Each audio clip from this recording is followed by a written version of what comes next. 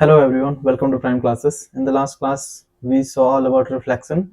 In this class, we are going to start the second part of the chapter, that is refraction. Okay, इस part में हम लोग refraction के बारे में सब कुछ पढ़ने वाले हैं. And this second part is very much related to first part. तो first part में हम लोग जो कुछ भी पढ़े हैं, उससे बहुत ही ज़्यादा related चीज मिलने वाला है हम लोग को refraction में. Like we have studied laws of reflection. यहाँ पे मिलने वाला है laws of refraction. वहाँ पे हम लोग mirrors का ray diagram पढ़े थे. यहाँ पे हम लोग को ray diagram से पढ़ना पड़ेगा lens का. And the ray diagrams are also very similar, बहुत ही similar है. So let's start today's class. At first we're going to see refraction of light, and then effects related to refraction of light. हम लोग के daily life में कहाँ कहाँ refraction देखने को मिलता है. And at last refraction of light through a glass slab. एक standard refraction को लोग पढ़ने वाले कि अगर कोई जगह पे ग्लास स्लैब रखा हुआ है तो उसके थ्रू जो रिफ्रैक्शन होता है वो किस तरीके का होता है, और उसके थ्रू हम लोग रिफ्रैक्शन का सारा प्रॉपर्टीज एवरीथिंग जो कुछ भी जैसे रिफ्रैक्शन होता है, कहाँ से लाइट आता है, कैसे जाता है, सारा चीज हम लोग पढ़ने वाले हैं through a glass slab. Okay, so let's start. The first topic is refraction of light. Refraction of light is the phenomenon of change in the path of a light in going from one medium to another. Now this part is important. जब light रे और light एक medium से दूसरे medium में जाती है तब होता क्या है कि उसके पाथ में थोड़ा सा स्लाइट चेंज आता है. The light slightly bends. अब ये जो बेंडिंग ऑफ लाइट है, this bending of light is the phenomenon known as refraction of light. If you look at the diagram, suppose this is water, this is air. अब air एक medium है. बाद में medium क्या चीज है? ऐसा सब्सटेंस जहां पे और जिसके थ्रू लाइट ट्रैवल कर सके. Okay, those are known as medium. Now this is air, this is water. ये मीडियम 1 है, ये मीडियम 2 है. This is the red colour से जो रे दिखाया गया, दिस इज लाइट रे. अब ये जो लाइट रे यहाँ से यहाँ पे इंसिडेंट हो रही है, ये एट द इंटरफेस. इंटरफेस क्या है? इंटरफेस इज द इंटरफेस और आल्सो द बाउंड्री. इंटरफेस जहाँ पे दो मीडियम कनेक्ट होते हैं एक दूसरे से. ये एयर है, ये वाटर है, दोनों का जो कनेक्शन पॉइंट रहता है, जो बाउंड्री रहता है, that is known as the interface. अभी इंटरफेस पे स्लाइटली बेंड हो जाता है. अब दिस बेंडिंग जो है, this bending is known as refraction of light. और ये होता क्यों है? This arises due to variation in speed of light. Light का स्पीड हर एक मीडियम पे अलग अलग होता है. एयर पे कुछ और होगा, लिक्विड दैट मींस वाटर पे कुछ और होगा. और ये जो स्पीड का लाइट का वेरिएशन है कि अलग अलग मीडियम पे अलग अलग स्पीड है, इसी के चलते हम लोग को रिफ्रैक्शन ऑफ लाइट देखने को मिलता है. Suppose in this air the light is moving freely. अब बहुत ही अच्छे से फ्रीली मूव कर पा रहा है क्योंकि इसका स्पीड थोड़ा सा ज्यादा होता है एज कम्पेयर टू वाटर. अब जैसे ये वाटर पे एंटर करता है लाइट, इसमें होता है कि वाटर उसको अच्छे से फ्रीली मूव होने नहीं देता, जिसके चलते उसका स्पीड थोड़ा सा घट जाता है. स्पीड थोड़ा सा घटने के चलते होता है कि वो जो इस स्ट्रेट लाइन ऐसे आना चाहिए था, थोड़ा सा बेंड हो गया, थोड़ा सा स्लो डाउन होकर इस डायरेक्शन में जाता है. Now this bending of light itself is known as the refraction of light. ये जो बेंडिंग है. ओके, नाउ यहाँ पे देखने वाली चीज क्या क्या है?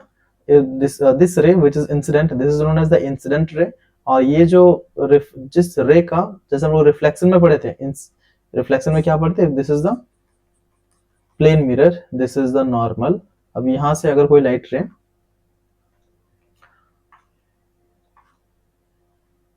Suppose this is the light ray. Okay, अब ये अगर लाइट रे इंसिडेंट हो रही है यहाँ पे, तो ये उतना ही एंगल पे रिफ्लेक्ट भी होगी. Now this is incident light, this is reflected light. क्यों? क्योंकि ये जो लाइट रे है, इसका रिफ्लेक्शन हुआ है. उसी तरीके से यहाँ पे क्या होता है? This is incident light and this is refracted light. क्यों? क्योंकि इस लाइट रे का रिफ्रैक्शन हुआ है. सो यहाँ पे रिफ्लेक्टेड लाइट, रिफ्लेक्टेड रे, यहाँ पे रिफ्रैक्टेड रे. Okay, that is the difference. Now इसमें है क्या चीज? Angle of incidence. वही सेम चीज नॉर्मल ड्रॉ करेंगे. नॉर्मल और इंसिडेंट रे के बीच जो एंगल बनेगा उसको हम लोग बोलेंगे angle of incidence.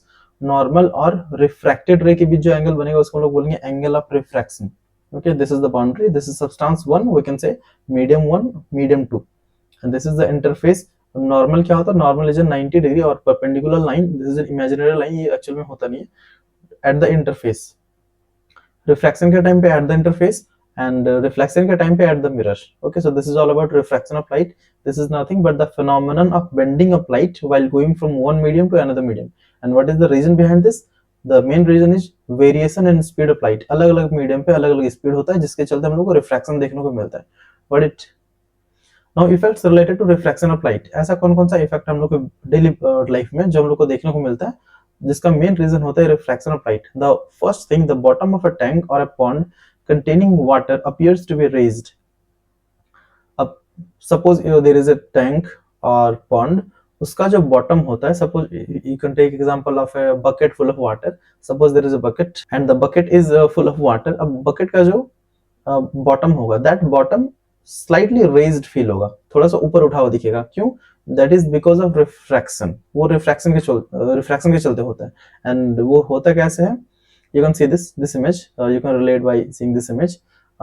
There is a child here who is watching a fish. अब ये जो fish है इसका एक्चुअल लोकेशन ये वाला है, actual location is this place, but क्योंकि रिफ्रैक्शन के चलते होता क्या है, लाइट रे यहाँ से निकलता है, यहाँ पे थोड़ा सा स्लाइटली बेंड हो जाता है, बट ये जो बच्चा है इसके आंख में इसका जो ह्यूमन आई है, ये लाइट को कैसे परसीव करता है, एज ए स्ट्रेट लाइन। तो स्ट्रेट लाइन अगर वो ड्रॉ करता है, अगर हम लोग ड्रॉ करें तो हम लोग को ये वाला लोकेशन मिलेगा। तो उसको देखने से क्या लगेगा कि मछली यहाँ पे। This is about refraction, this is because refraction के चलते उसका एक्चुअल पोजीशन ये है, बट हम लोग को दिख यहाँ पे रहा है, थोड़ा सा ऊपर दिख रहा है। Okay, come back to second effect. When a thick glass slab is placed over some printed matter, the letters appear raised when viewed through a glass slab. अब कोई लेटर पे सपोज कहीं पे कुछ लिखा हुआ है, सम न्यूज़पेपर और सम टेक्स्ट बुक, उसके ऊपर में मोटा सा ग्लास स्लैब रखें और ग्लास स्लैब के थ्रू अगर उस वर्ड्स को देखें तो वो क्या होगा, वो भी थोड़ा सा स्लाइटली रेज्ड, थोड़ा सा फील होगा, थोड़ा सा ऊपर उठा हुआ दिखेगा। Okay, that is also due to refraction of light. Third effect, a pencil partly immersed in water, partly means आधा जो डूबा हुआ है, partly immersed in water in a glass tumbler appears to be displaced at the interface of air and water. This is also due to reflection. This one, if you look closely, this one, suppose there is a tumbler full of water and there is a pencil partly immersed means आधा डूबा हुआ, तो ये जो interface है, interface में हम लोग को क्या दिखेगा, पेंसिल थोड़ा सा टेढ़ा दिखेगा। Okay, you can do this at your home also. This is due to refraction of light. What is next? A lemon kept in water in a glass tumbler appears to be bigger than its actual size. कोई भी lemon हो या फिर कोई सा भी चीज हो जो वाटर के अंदर होता है, that looks slightly bigger than its actual size, and that is also due to refraction of light. So these are all the effects related to refraction of light. Now let's study refraction of light through a glass slab. एक glass slab के through refraction of light हम लोग पढ़ने वाले हैं कि glass slab में जो लाइट का रिफ्रैक्शन होगा वो किस तरीके से होगा, point wise, okay, step wise, कि किस कैसे होगा, कहां से जाएगा, क्या होगा, एवरीथिंग।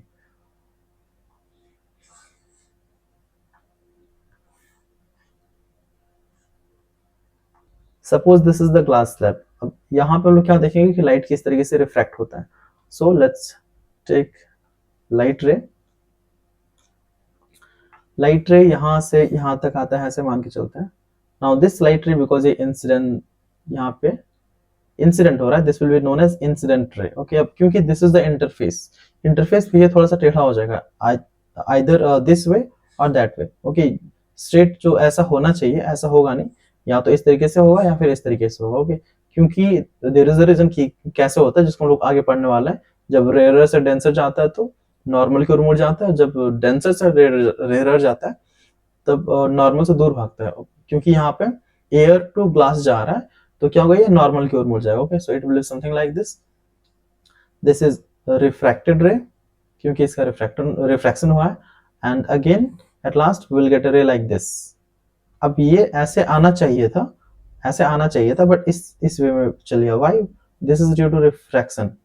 और ऐसे ही क्यों गया, ऐसे क्यों नहीं गया?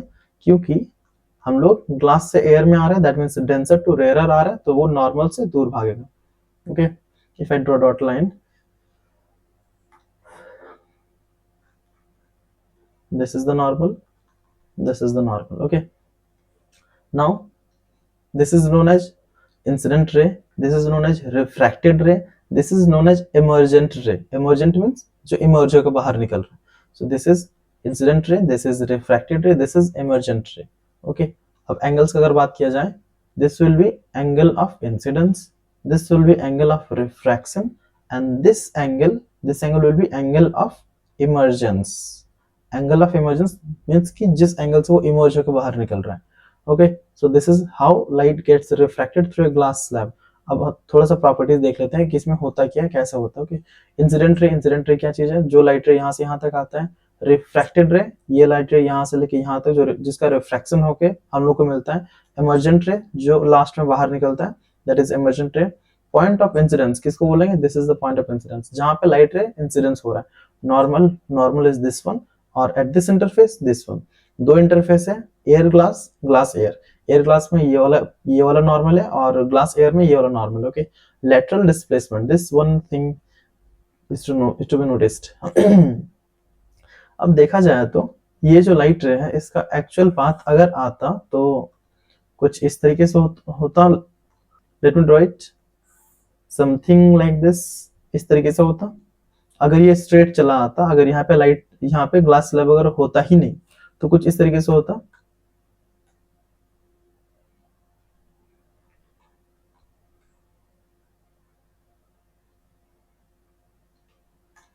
ओके, कुछ इस तरीके से होता। तो ये जो शिफ्ट हो रहा है एक्चुअल में उसको यहाँ जाना चाहिए था, बट वो जा कहाँ रहा है, रिफ्रैक्ट होके थोड़ा सा इधर आ गया, फिर इधर आ गया। ये जो शिफ्ट हो रहा है, this shift is known as lateral shift. This shift यहां से लेके, वेट मिनट, यहां से लेके जो ये शिफ्ट है, this shift is known as lateral shift. Okay, you can look here, ये जो शिफ्ट है this one, this perpendicular distance, this is known as lateral shift. Okay, and ये क्योंकि लैटरल शिफ्ट हो रहा है, सो ये इमर्जेंट रे एंड ये जो लाइन है जिस लाइन से वो जाना चाहिए था, these two light rays are parallel to each other. Now what about angle? Angle of incidence, this is the angle of incidence. Angle of refraction, this is the angle of refraction. And angle of emergence, जिस angle से वो बाहर निकल रहा है. So this is all about refraction of light through a glass slab. Now let's look some properties related to it.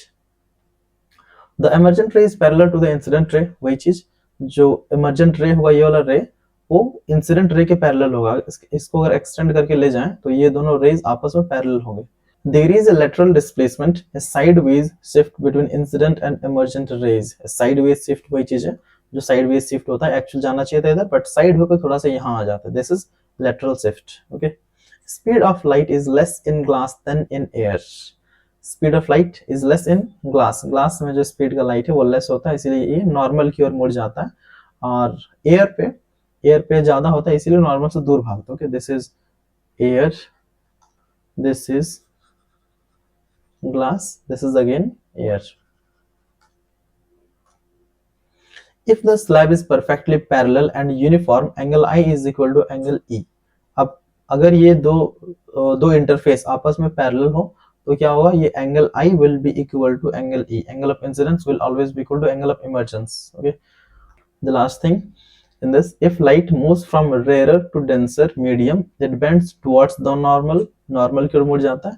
जब rarer medium से denser medium की ओर जाता है तो ये नॉर्मल की ओर मुड़ जाएगा। Suppose this is the interface, ये जो लाइट यहाँ से आ रही है and this is the normal, तो ये नॉर्मल की ओर मुड़ जाएगा। ओके, इसी के ऑपोजिट कि अगर दिस इज द इंटरफेस, अगर ये डेंसर मीडियम से रेरर की ओर जा रहा है तो ये ना ऐसे आएगा, कैसे जाएगा, ये नॉर्मल से दूर भागेगा। Okay, this is denser to rarer, this is rarer to denser. Got it? If the light moves from a denser to a rarer medium, it bends away from the normal. That's it. Okay. So ये दोनों आपस में converge है। Rarer से denser जाएगा तो normal की ओर मुड़ेगा, denser से रेरर जाएगा तो नॉर्मल से दूर भागेगा। That's it. Okay. So this is all about refraction of light. In the next class, we will start related to spherical lenses. Let's check what are other topics in this chapter. So today we studied refraction of light, effects related to refraction of light, and at last refraction of light through a glass slab. This is all the topics that we studied today. So that's it for today. In the next class we will start spherical, or yes, before that we have laws of refraction also. Yes, laws of refraction. जैसे हम लोग laws of reflection पढ़े थे, यहाँ पर हम लोग पढ़ने वाले हैं laws of refraction, and इसके साथ साथ कुछ छोटे टॉपिक्स होंगे like refractive index, like that. Okay, like those topics. So we will cover these in the next class. See you in the next class. For more videos like this, subscribe to Prime Classes.